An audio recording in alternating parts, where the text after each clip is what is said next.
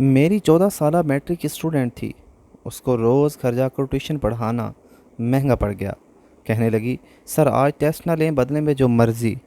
मैं जिस लड़की के घर ट्यूशन पढ़ाता था वो रोज़ मेरे करीब आती और अपने हाथों के ज़रिए मुझे अपनी तरफ माइल करने की कोशिश करती थी।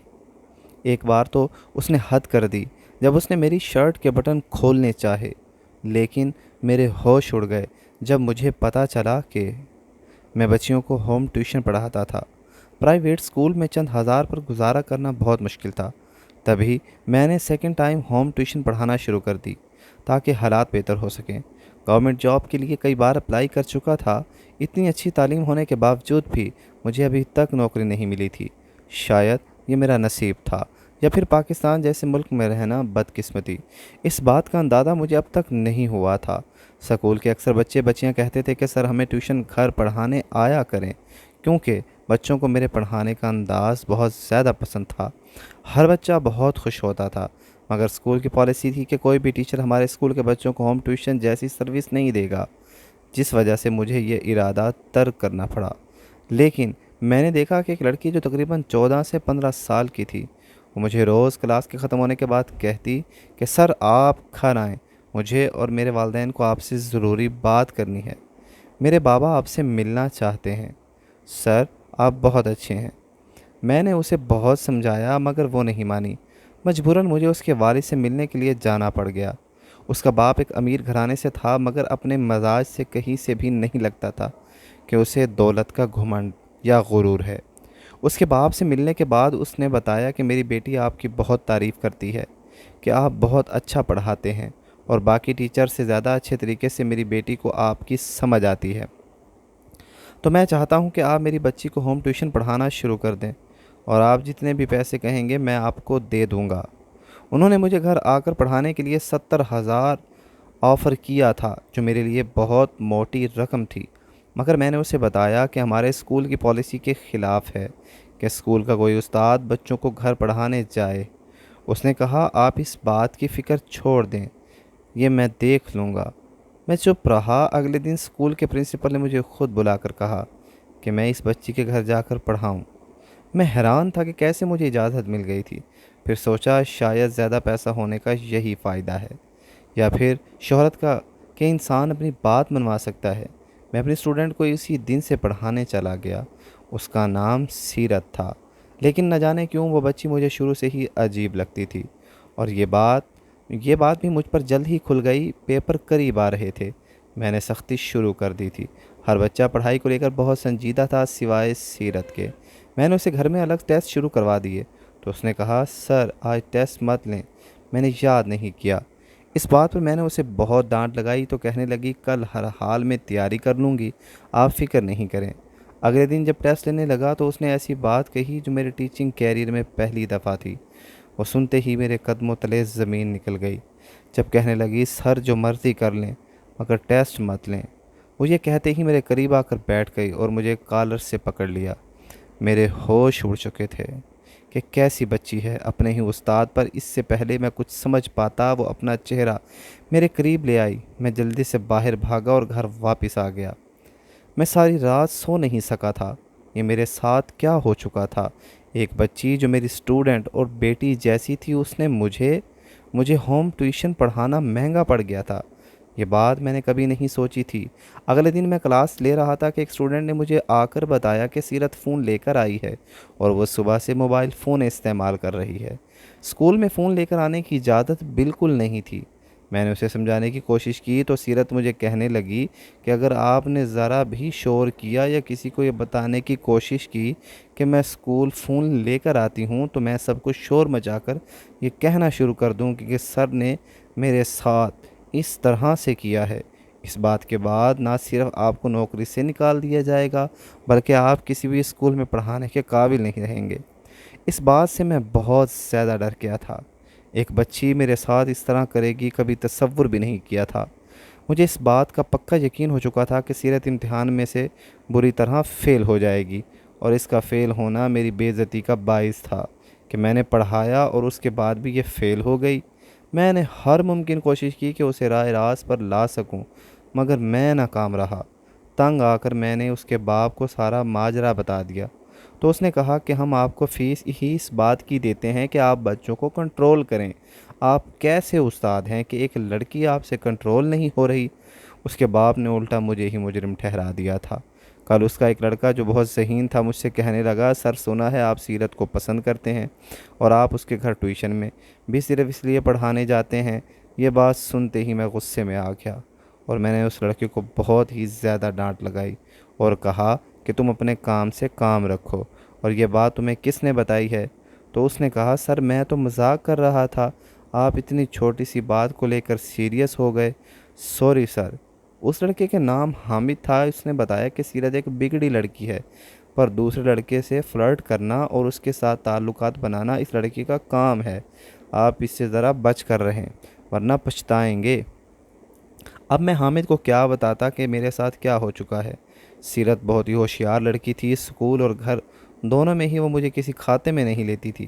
جب پڑھائی کی بات کرتا تو کہتی، سر آپ مجھے ایکسٹرا نمبر دے کر پاس کریں گے اور بورڈز کے امتحانوں میں بھی آپ میرا کچھ نہ کچھ بندوبست ضرور کریں گے۔ تنگ آ کر میں نے پرنسپل سے بات کی کہ میں مزید سیرت کو گھر نہیں پڑھانے جا سکتا۔ دراصل اس وقت مجھے گھر کا کوئی کام ہوتا ہے۔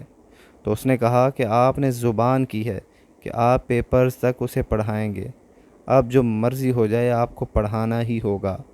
ایک لڑکی نے مجھے اتنا پریشان کر رکھا تھا کہ میں کچھ بھی سوچنے سے قاصر تھا۔ آج تک سنتے آئے تھے کہ فلاں استاد نے چھوٹے کے ساتھ جنسی زیادتی کی ہے اور پھر اس کی موت واقع ہو گئی ہے۔ کبھی اپنی بچیوں کو میل ٹیچر کے پاس پڑھنے کے لیے مت بھیجو، مگر یہاں تو ماجرا ہی الٹ تھا۔ میری 14 سالہ اسٹوڈنٹ ہی میری عزت کی دھجیاں اڑانے پر تھی۔ اب میں جب بھی گھر پڑھانے جاتا تو سیرت کہتی، سر آپ جوان ہیں، میں بھی جوان ہو رہی ہوں، آپ ٹیسٹ مت لیں اور بدلے میں جیسے چاہیں میرے ساتھ کریں، یقین کریں آپ کو بہت مزہ آئے گا اور آپ ساری عمر یاد رکھیں گے۔ یہ بات ایک لڑکی کے منہ سے سنتے ہی میرے رونگٹے کھڑے ہو گئے اور میں نے اسے سختی سے وارن کر دیا، مگر وہ اپنی بات پر قائم رہی۔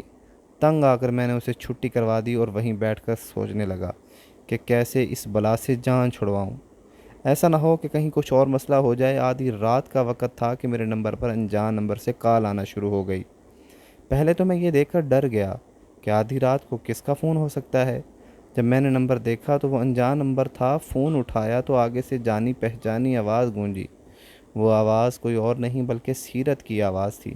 وہ مجھے کہنے لگی، سر آپ مجھ سے بات کریں، میں اس وقت بہت زیادہ بور ہو رہی ہوں اور میں چاہتی ہوں آپ مجھ سے بات کریں تاکہ مجھے نیند آ جائے۔ میں نے اسے کہا کہ رات کا وقت ہے اور اس وقت بات کرنا بالکل بھی ٹھیک نہیں ہے، تم سو جاؤ اور تمہیں وقت پر سونا چاہیے۔ اس کے بعد اس نے مجھے کہا کہ اگر آپ نے مجھ سے بات نہیں کی تو پورے اسکول میں آپ کا سچ بتا دوں گی کہ آپ نے میرے ساتھ اس طرح کرنے کی کوشش کی ہے۔ مجبوراً مجھے اس سے بات کرنی پڑی، لیکن میں نے سوچ لیا تھا کہ میں اس مسئلے کا کوئی نہ کوئی حل ضرور نکالوں گا۔ کب تک یہ سب کچھ چلتا رہتا؟ اس کے باپ سے بات کرتا تھا تو مجھے کہتا تھا کہ آپ استاد ہو، آپ بچوں کو کنٹرول کرنا آنا چاہیے۔ اب میں اسے کیا بتاتا کہ تمہاری بیٹی ہی مجھے استاد نہیں مانتی۔ پرنسپل سے بات کی تو اس نے بھی مجھے کہا کہ مجھے اس کو پیپرز تک پڑھانا ہوگا۔ میں جانتا تھا کہ اس کے باپ نے پرنسپل کو بھی پیسے دے رکھے تھے۔ ساری رات پریشانی کی وجہ سے مجھے نیند نہیں آئی۔ اگلے دن آنکھ دیر سے کھلی جس کی وجہ سے اسکول بھی نہیں جا پایا۔ شام کو جب میں سیرت کو پڑھانے کے لیے گیا تو اس کے گھر میں مہمان آئے ہوئے تھے۔ وہ مجھے کہنے لگی، سر آپ ایسا کریں کہ میرے چھوٹے بھائی کے پلے روم میں آ جائیں، وہاں کوئی بھی نہیں ہے، میرا بھائی باہر گیا ہوا ہے، آپ مجھے اس کے کمرے میں بیٹھ کر پڑھا دیں۔ میں حیران تھا کہ سیرت کے تیور بدلے ہوئے کیوں ہیں۔ پہلے تو وہ پڑھنے سے بھاگتی تھی، آج مجھے خود کہہ رہی تھی کہ مجھے پڑھا دیں۔ دال میں کچھ کالا ضرور تھا، لیکن مجھے یہ بات سمجھ نہیں آ رہی تھی کہ اس کے دماغ میں کیا چل رہا ہے۔ سیرت مسلسل مجھ سے فلرٹ کر رہی تھی، مگر جو ہی میں پلے روم میں پڑھانے کے لیے بیٹھا تھا تو وہ میرے قریب آ کر بیٹھ گئی اور میرا ہاتھ اٹھا کر اپنے سینے پر رکھ دیا۔ میں نے ہاتھ چھڑانے کی بہت کوشش کی۔ اس سے پہلے میں کچھ کرتا سیرت نے اپنی شرٹ پھاڑ دی جس سے اس کا جسم نظر آنے لگا، اور اس کے ساتھ ہی اس نے چیخنا چلانا شروع کر دیا کہ سر نے میرے ساتھ ریپ کی کوشش کی ہے۔ سیرت کی آوازیں سن کر اس کا بڑا بھائی والدین کمرے میں آ گئے اور اسے برہنہ پھٹے کپڑوں میں دیکھ کر انہوں نے مجھے مارنا پیٹنا شروع کر دیا اور ساتھ ہی پولیس کو بلا کر مجھے اریسٹ کروا دیا۔ اسکول والوں کو بھی جب یہ بات پتہ چلی تو مجھے نوکری سے نکال دیا۔ ہر اسٹوڈنٹ مجھ پر تھو تھو کر رہا تھا۔ پورا ہفتہ پولیس والوں نے مجھے بہت مارا پیٹا۔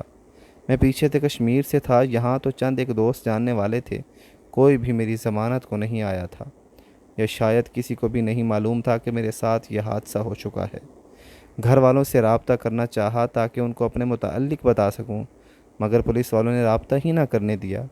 مجھ پر دفعہ لگ چکی تھی کہ میں نے کسی بچی پر جنسی تشدد کیا ہے، لیکن پھر شام کے وقت اچانک ضمانت ہو گئی۔ وہ ضمانت کروانے والے کوئی اور نہیں بلکہ لڑکی کے والدین تھے۔ انہوں نے بتایا کہ ہماری بیٹی پڑھنے سے خار کھاتی تھی، مگر ہم اسے زبردستی پڑھا رہے تھے۔ دراصل زیادہ پیسے کی وجہ سے وہ غلط کام میں ملوث ہو چکی تھی۔ اس روز بھی اس نے نشہ کیا ہوا تھا اور نشے کی حالت میں ہی اتنا بڑا قدم اٹھایا کہ اپنے ہی استاد جس کو باپ کا درجہ دیا گیا ہے اس پر گھٹیا الزام لگا دیا۔ سیرت ایک آوارہ اور بگڑی ہوئی امیر باپ کی اولاد تھی۔ حامد نے بالکل ٹھیک کہا تھا کہ لڑکوں کے ساتھ تعلقات بناتی ہیں۔ اس کے والدین نے مزید بتایا کہ ہماری بچی آپ سے پہلے بھی 3 ٹیچرز کے ساتھ یہ کر چکی ہے، مگر اس بار اس نے جب اپنے کپڑے پھاڑے تو ہمیں لگا کہ یہ سچ بول رہی ہے۔ آپ کو ہماری وجہ سے اتنا سب برداشت کرنا پڑا، ہم معافی مانگتے ہیں۔ اسکول والوں نے بھی مجھ سے معافی مانگی اور واپس میری نوکری بحال کر دی، مگر میں نے اس سکول میں استعفیٰ دے دیا تھا۔ سیرت کے والدین نے اسے نشہ چھڑوانے والے اسپتال میں داخل کروا دیا تھا۔ میں نے ہوم ٹیوشن پڑھانے سے توبہ کر لی تھی کہ آج کے بعد مجھے کوئی کروڑ روپے بھی کیوں نہ دے، میں کبھی بھی کسی کو نہیں پڑھاؤں گا۔ سیرت کے والدین شرمندہ تھے، مگر ان سب کی وجہ سے ایک ٹیچر کی عزت کچرا ہو گئی تھی۔ میں واپس اپنے شہر چلا گیا تھا۔ پرائے شہر میں روزی کے لیے آیا تھا، مگر روزی تو نہ ملی، الٹا عزت داغدار ہو گئی تھی۔ مزید ایسی کہانیاں دیکھنے کے لیے ہمارے چینل کو سبسکرائب کر لیں۔ شکریہ۔